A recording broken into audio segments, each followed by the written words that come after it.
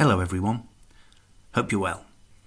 So in today's lesson I want to take a look at there is and there are and the situations when we should use them.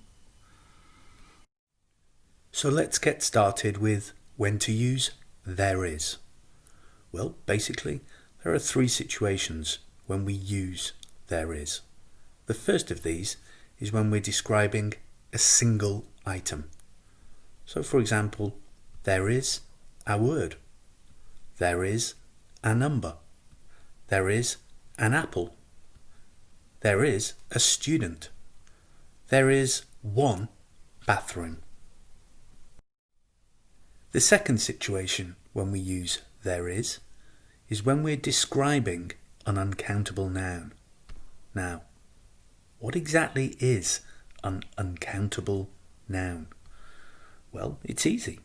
It is simply something that we cannot count. So the obvious example is there is water, there is juice, there is dirt, there is ketchup. But also,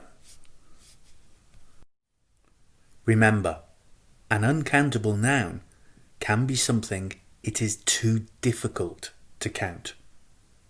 For example, there is rice, there is sugar, there is sand. Now, of course, we can count individual grains of rice, 1, 2, 3, but it's simply too difficult, and so it is an uncountable noun. There is rice. The third and final situation when we use there is when we're describing what is called an abstract noun. Now, what is an abstract noun? Again, it is actually a very simple answer. An abstract noun is something which exists but which we cannot always physically touch or see. For example, there is love, there is intelligence, there is courage. Have a think for a moment and see if you can come up with any abstract nouns yourself. You will see that they tend to be emotions or senses. So for example, there is friendship, there is joy, there is fear, there is talent, there is wealth, there is anger, there is stress. Now, one final thing to say about there is remember, we often contract in spoken English. Now, what does this mean? Simply, it means we join two words together to form a single word. In this case, there plus is becomes theirs. For example, there's some milk, or there's an example.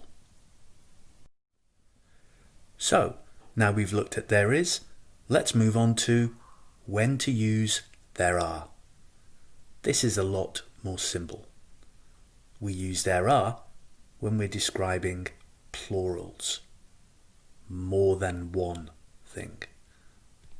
So for example, there are 2 chairs, there are 3 children, there are some animals, there are 10 green bottles.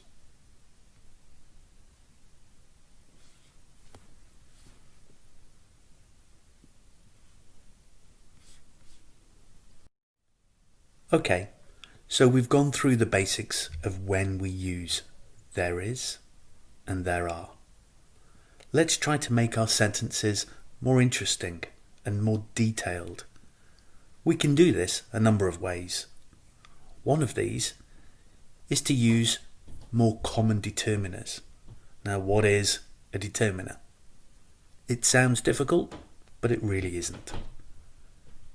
where is the determiner in this sentence? There's a cat. A is the determiner. It's the word that comes before the thing we are describing. There are some questions.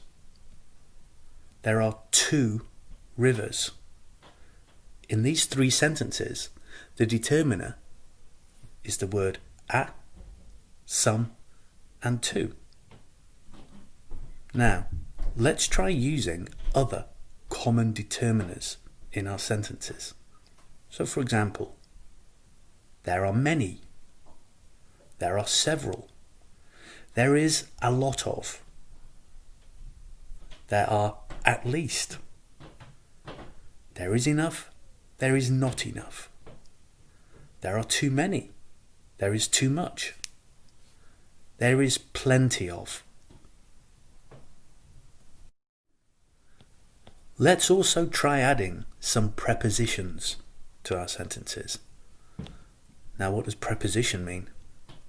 Well, it's a pretty easy idea. It contains the word position.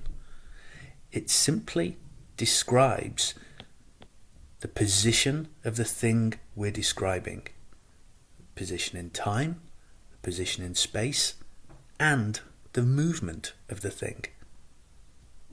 So, common prepositions include on, in, under, over, opposite, next to, at, every, towards.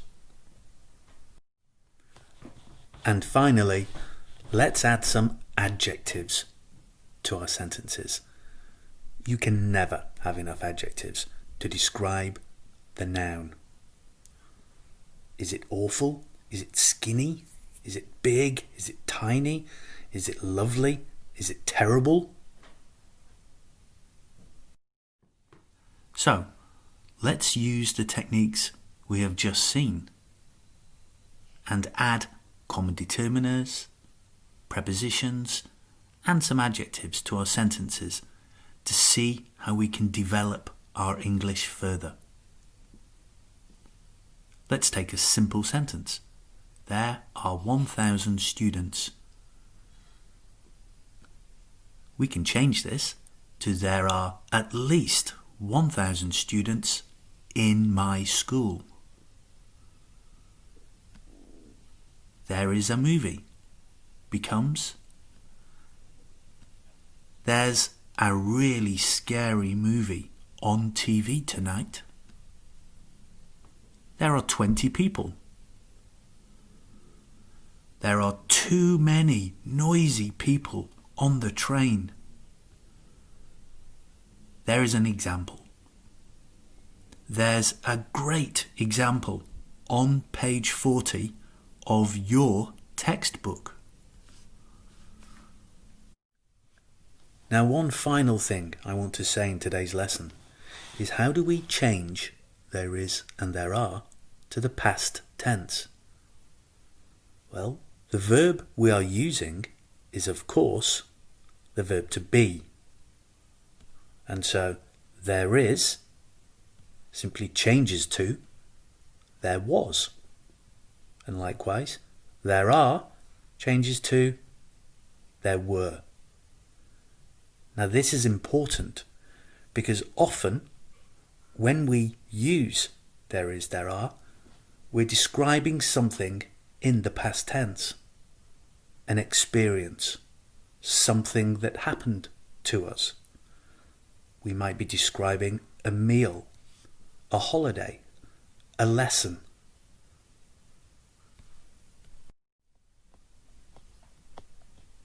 So there is a sunset becomes there was a sunset.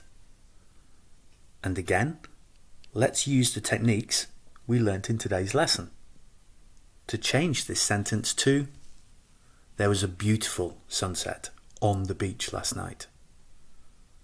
There were 100 people becomes there were so many interesting people at last night's party.